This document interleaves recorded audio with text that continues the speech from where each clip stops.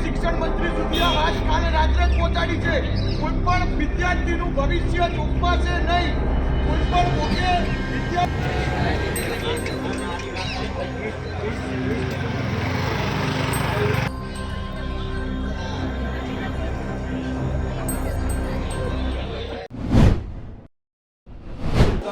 અંજિતા.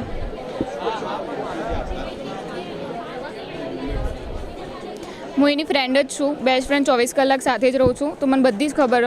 Main અમારા અંગાત ragging થઈ હતી જ્યારે અમે ટૂર ઉપર ગયા હતા ને. 5 તારીખની ટૂર હતી અઠવાડિયાની. 2 દિવસ પહેલાં અમે ગયા હતા કે સર રજા આપો ને એક્સ્ટ્રા 2 દિવસની. વિપક્ષી સર હતા, એના નામ એમનું એચઓડી નહીં, એચએમ એમના સર છે એરા. તો એમના જોડે અમે પ્રિન્સિપલ સર પાસે પહેલાં ગયા કે સર અમને રજા આપો ને તમે તાર 2 દિવસની પેકિંગ માટે. તો સરે હા પાડી દીધી. ભાઈ ખબર નહીં પ્રિન્સિપલ સરે શું કીધું વિપક્ષી સરને. તો ડાયરેક્ટ અમારા વિપક્ષી સર આવ્યા કે પેલી 2 છોકરીઓ કઈ હતી, બીજી મારી ફ્રેન્ડ ઉર્વશી જે હાલ સુસાઇડ કર્યું એ, અને હું હતી. એટલું જોશી બોલ્યા ને, સાચું કોણ, પણ મારા પપ્પા બી એટલું જોશી મને નહીં બોલ્યા કદી. મારા હાથ થથરવા માંડ્યા હતા. હું ચક્કર ખાઈને એઠી પડે એવા ટાઈમે આવી ગઈ હતી. મને 4 દિવસ સુધી ઊંઘ નથી. એટલું મને ટોર્ચર કર્યું હતું એ લોકોએ.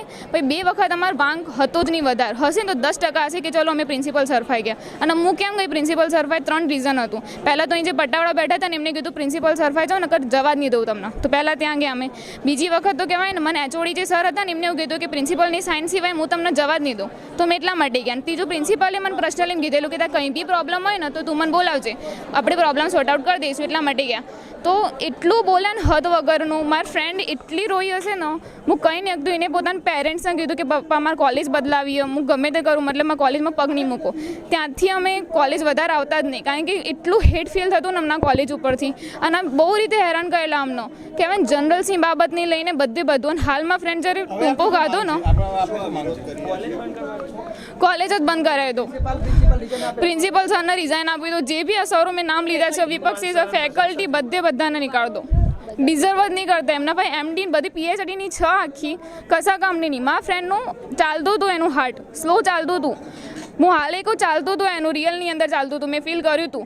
પણ આ તો કીધું ને તો આયા નહીં કે નામ પૂછે, નામ કોણ, કયા યરની, કંઈ ના આવ્યું. પછી છેલ્લે શું કે મરી જ ગયું, તો હું આને શું કરું? આ તો કોલેજ છે, ડૉક્ટરના નામે જ ધબ્બો છે હારે એક.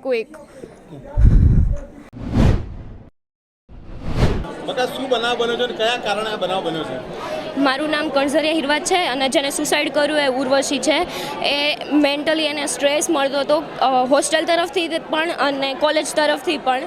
અને એનો બનાવ શેના માટે, એકચ્યુઅલી રીઝન શું હતું એ કોઈને નથી ખબર. એ આગળ ખબર પડશે. પણ અમને બધાને એવું લાગે છે કે એને સ્ટ્રેસ તો હતું આ વાતનું, કેમ કે જર્નલ પૂરી કરો, આ પૂરી કરું, તે પૂરી કરો, એના માટે હોસ્ટેલ રહી હતી. અને આજે એવો કંઈક નિયમ બહાર પાડ્યો કે તમારે 9 થી 4 કોલેજનો ટાઈમ હોય ત્યારે તમારે હોસ્ટેલમાં નહીં રહેવાનું, તમારે બહાર રહ્યો તો બહાર રહ્યો, બાકી કોલેજમાં તમારે ભરવાનું. અને એને મજા નથી એટલે એ નહોતી ગઈ. તો એમાં ખબર પડી કે પાટીલ સર અમારા પ્રિન્સિપલ એવડાઈ અમારું ચેકિંગ કરવાનું, ગર્લ્સ હોસ્ટેલમાં ચેકિંગ કરવા આવવાના છે. તો એવડાઈ આવવાના એના લીધે એ બી ગઈ, એના લીધે એ બહાર ગઈ. બહાર સંતાવા અમે બધા વયા ગયા હતા. હું પણ હોસ્ટેલ હતી, અમે પણ બહાર વયા ગયા હતા. પછી એ મારી પાસે આવી અને વાત કરી આ તે. પછી એ અંદર ગઈ, એના રૂમમાં ગઈ અને પછી એને આવું કરી નાખ્યું. અને આના પહેલાંય તે એક આવો કિસ્સો બની ગયો છે કે એક છોકરો આખી રાત રહ્યો હોસ્ટેલમાં અને બીજે દિવસે એક છોકરી જોઈ ગઈ તો એને રાડ પાડી, એને ગળચી દબાવી દીધી. તોય તે આવડો આ મુદ્દો 2 દિવસ 3 દિવસ ચાલ્યો. પછી યાન્ય પતી ગયો કે ના એનું કંઈક બોયફ્રેન્ડ હતો, આ હતું, તે હતું, એના લીધે પતાવી નાખ્યું. અને પાછું મેસમાં પણ જમવાનું કંઈ સારું નહીં આવતું આનું લોકો. મારી પાસે એમના વિડીયો પણ છે, એમના ઈયળ નીકળે છે, દેડકા નીકળે છે, તોય બધાને જમવાનું ત્યાં જ. તે કેવી કે આમાં નીકળ્યું છે તો એમ કે નાખી દો, વાંધો નહીં, બીજું લઈ લો, બીજું ખાઈ લો. અને આવું બધું કંઈક લપ થઈ. આ છોકરો આવ્યો એના લીધે ઝોમેટો બંધ કરાવી દીધું, સ્વિગી બંધ કરાવી દીધું, ટિફિન બહારથી આવતા બંધ કરાવી દીધું. અમારે જમવું તો જમવું ક્યાં? 6 વાગ્યા પહેલાં કોઈ વસ્તુ આવી જ ન કે તો અમારે 6 વાગે તો રેસ્ટોરન્ટ ખુલે તો અમે ક્યાંથી મંગાવીએ? અને બપોરે અહીંયા કોલેજ ચાલુ હોય તો મંગાવી તો એ તો આવતા તો વાર લાગે ને અમે ક્યારે જમીએ? એ લોકોને કંઈ પ્રશ્ન જ નથી એમ. અને આવડી આ છોકરી મરી ગઈ છે તો તે જોવા નથી આવતા. એ ડૉક્ટર છે તો એટલું તો જોવા આવે કે નહીં કે હા કે આ છોકરી મરી ગઈ છે, આમ છે તેમ છે. અમારે સિનિયર આવીને જોવે છે આવું થયું છે તેવું થયું છે એમ, અને બેઠા હસતા હતા એ આવું થયું ને એમની છોકરી મરી ગઈ હોત તો શું થાત.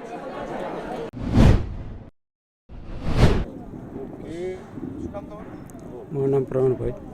પ્રવીણભાઈ, શું છે ઘટના બની છે? ઘટનામાં એવું છે કે મારી બેબીએ સુસાઇડ કર્યું છે. અમારી માંગણી એવી છે કે જે કાંઈ દોષિતો છે એના ઉપર એફઆઈઆર દાખલ કરવામાં આવે, પેનલ ડૉક્ટર દ્વારા પીએમ કરવામાં આવે અને મને એફઆઈઆરનો મેમો બતાવવામાં આવે. આટલી મારી માંગણી છે અને તાત્કાલિક ધરપકડ કરવામાં આવે. સુસાઇડ કેમ કરવા એવું કંઈ માહિતી મળી? સુસાઇડમાં તો એમના જે પ્રોફેસર હતા એ લગભગ સ્ટુડન્ટને હેરાન કરે છે, એટલે કે ટોર્ચર કરેલું છે. એ ટોર્ચરના કારણે બનાવ બનેલો હોય. કેવા પ્રકારનું ટોર્ચર એટલે અપમાન કરે જાહેરમાં બધાને, કેમ મોડી આવી કે શું કર્યું. મને વચ્ચે કહ્યું હતું મારી બેબીએ.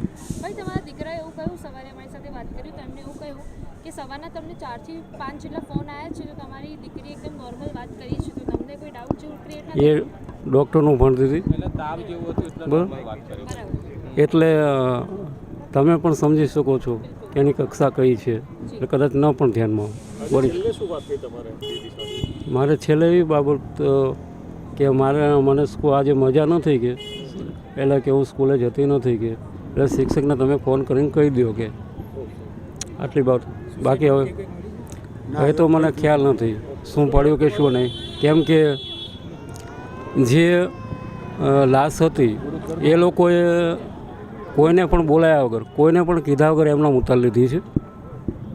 એટલે શું બન્યું હોય કે શું ન બન્યું હોય, સીસીટીવી બંધ છે ત્યાં બરાબર, એટલે શું છે એકચ્યુઅલી તપાસનો વિષય છે. Okay sir, roll. हाँ, मैं doctor Kailash Patil, principal merchant homoeopathic medical college. आज जो घटना हुई उसका बड़ा दुख है मुझे, मेरे संस्था चालकों को, चेयरमैन सर को. ऐसा होना नहीं चाहिए था. घटना होने के बाद जैसा लड़की को वहाँ लेकर हॉस्पिटल में, तो वहाँ का पूरा संस्कार करने में जब बच्चे वे मेरे पास आए तो बच्चों को बोला कि भाई तुम्हारी क्या समस्या है, वो समस्या मैं पूरी हल करूँगा. दूसरा, अगर कुछ गलती हो गई होगी तो मैं मेरे स्टाफ की तरफ से मैं माफ़ी मांगता हूँ आपसे, और आने वाले समय में ऐसी दुर्घटना न हो इसके लिए मैं पूरा अपना सहकार्य आपके साथ में रहेगा. और आपकी जो मांग थी कि डॉक्टर नोवाल को कॉलेज से निकाल दो, तो मैंने डॉक्टर नोवाल को रेस्टिकेट कर दिया है. पुलिस को सहयोग करेंगे? हाँ, सबको जो भी समस्या आएगी, जो भी मेरे पास इंक्वायरी के लिए, मैं हर चीज़ के लिए सहयोग करूँगा. मेरे बच्चे के लिए मेरा प्रायोरिटी रहेगा कि पूरा जो जस्टिफिकेशन होगा पुलिस के माध्यम से, बाकी कुछ संस्था से जो भी आएगा, मैं पूरा सहयोग करूँगा. કોઈ પણ પ્રકારની રાડવા કે ચીસો કે ગુમાતું કરશો નહીં. આપણી જે માંગણી હતી એ સંસ્થાએ સ્વીકારી અને રસ્ટ્રિકેટ કર્યા. કોઈ વખત શાંતિથી એમને સાંભળી લો અને પછી એમના માટે ખરેખર દિલથી મને પણ લાગણી થઈ છે, કેમ કે એ ભવિષ્યનો તબીબ હોય છે. તો એના માટે મારી તરફથી સાચા હૃદયની શ્રદ્ધાંજલિ છે. બીજી તરફ આપણે એક સારા તબીબ બનીએ એના માટે ક્યારેક કડક વલણ થયું હોય, થોડું ઘણું પ્રેશર પડ્યું હોય તમારા પર, શીખવા બાબતમાં, શિસ્ત બાબતમાં મારી સાઈડથી થોડું ઘણું તમને પ્રેશર ફીલ થયું હોય, તો સારા તબીબ બનાવવાની કોશિશમાં જે પ્રેશર તમને પડ્યું છે એ બાબતમાં હું દિલગીર છું. અને આજથી આ સંસ્થાથી હું વિદાય લઉં છું. અને શક્ય છે તો ભવિષ્યમાં આપણે ક્યારે મળીએ તો તમને એક સારા તબીબ, સફળ તબીબ તરીકે આપણે મળીએ એવી મારી શુભેચ્છાઓ છે. અસ્તુ.